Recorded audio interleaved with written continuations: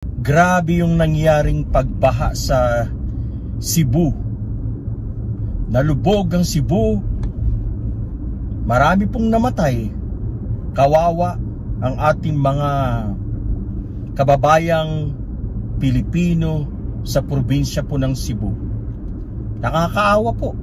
Pagpanoorin po natin yung footage nila, yung video footage, yung mga tao nilalamig, nasa ibabaw ng kanilang mga, yung roof, nasa bubungan.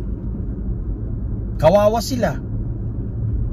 Walang makatulong sa kanila dahil hindi basta-basta makapunta sa mga lugar na yun sapagkat bahang-baha talaga, malalim ang tubig.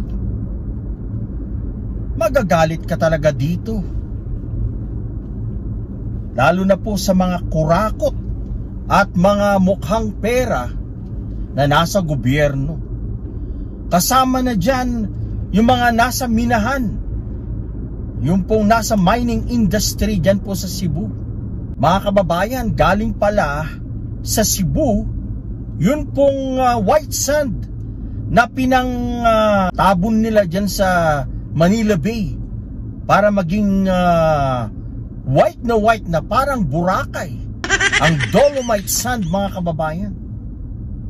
So ayan, galit na ang kalikasan sapagkat inabuso ng mga mukhang perang nagmamay-ari ng mga minahan at kasabwat dyan ang nasa gobyerno.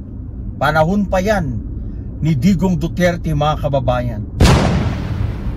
Kung isipin mo, hindi naman yan, natural na white sand. Bakit ka gagawa ng proyekto na artificial? Mga kababayan, peke po yan. Hindi maganda yung mga tanawin na peke. Kailangan yung real, yung talagang natural na maganda. Kaya ang dolomite, mga kababayan, that is a failure sa mga nagsasabi po dyan na maganda at nag-iba na ang Manila Bay. Mga kababayan, it's just a waste of money. At dahil dyan sa dolomite sand na yan sa Manila Bay, nagkabaha-baha din sa Maynila. Ang dapat sisihin dito, ang gobyernong Duterte, mga kababayan. Kasama niya dyan, kasabwat niya mga nagmamay-ari po ng mga minahan dyan sa Cebu. Dahil dito, sino ang tinamaan? Ang mga mahihirap na taga Cebu. Dahil kalbo na ang kanilang mga bundok. Dahil sa pagmimina, kaya yan, flash flood ang inabot nila, mga kababayan. At it is so sad na napakarami pong namatay sa probinsya po ng Cebu.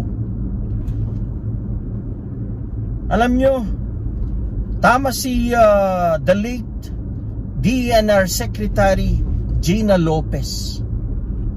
Pag pinatay mo ang kalikasan, talagang maapektuhan ang taong bayan, lalong-lalo na mga mahihirap. Tama siya. Dahil po sa mga mukhang pera na nasa gobyerno, ito ang nangyari. Kaya bilib ako kay Gina Lopez, mga kababayan. Tama po siya. Kaya dito, dapat may mapanagot talaga.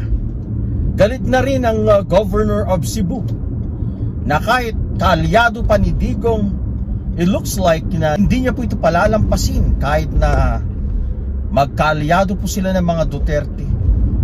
And she will leave it to the ICI para mag-imbestiga sa nangyaring malawakang pagbaha sa probinsya ng Cebu, mga kababayan. Sana may managot dito.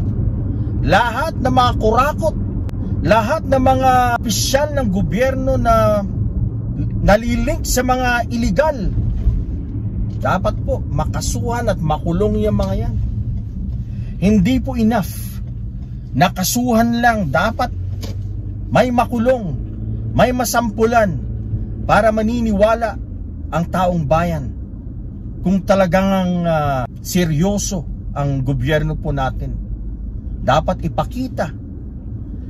ipakita na seryoso tayo sa paghahabol sa mga kurakot sa gobyerno at mga mukhang pera. Marami po sila. Galing po sila sa mga administrasyong Duterte, mga kababayan. Kaya mga kababayan, again, tayo po'y nakikiramay sa mga namatayan sa Cebu dahil nga po sa flash flood na dala ni Bagyong Tino, mga kababayan.